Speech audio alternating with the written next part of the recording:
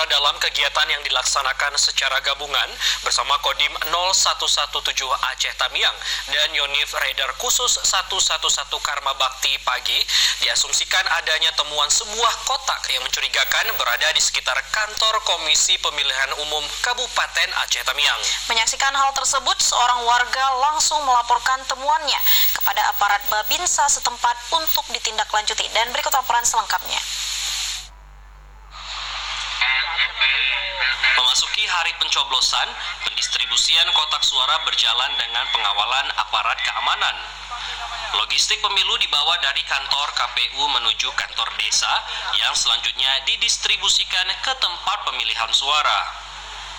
Masyarakat pun berbondong-bondong menuju TPS untuk menyalurkan hak pilihnya.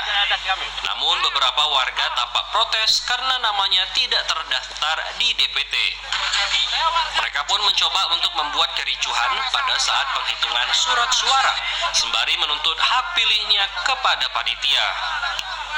Warga yang tidak puas atas jawaban yang diterima dari panitia penyelenggara di TPS tersebut sontak memprovokasi warga yang lain sehingga terjadi kegaduhan saat kotak suara hendak dibawa kembali menuju kantor KPU.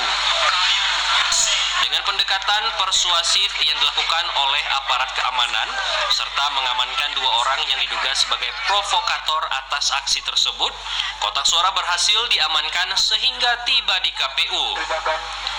Setibanya di KPU, sekelompok masyarakat yang masih merasa tidak puas dengan penyelenggaraan pemilu melaksanakan orasi dan demonstrasi. Melihat aksi warga yang semakin anarkis, pasukan anti huru-hara gabungan prajurit Kodim 0104 Aceh Timur, Kodim 0117 Aceh Tamiang, dan Batalion Radar 111 Karma Bakti pun dengan sigap melakukan penyekatan. Kericuhan semakin tak terbendung, ban dibakar, lemparan batu dan kayu melayang ke arah petugas. Pasukan PHH berjuang memukul mundur para demonstran dengan peralatan yang ada. Selang beberapa lama, water cannon pun ditembakkan oleh petugas pemadam kebakaran untuk membubarkan aksi warga yang semakin beringas. Tim kesehatan pun dengan sigap melakukan tindakan evakuasi terhadap para demonstran dan petugas yang terluka atas aksi tersebut. Para provokator pun diamankan oleh petugas dan digelandang untuk dimintai keterangan serta mempertanggungjawabkan aksi anarkis yang terjadi.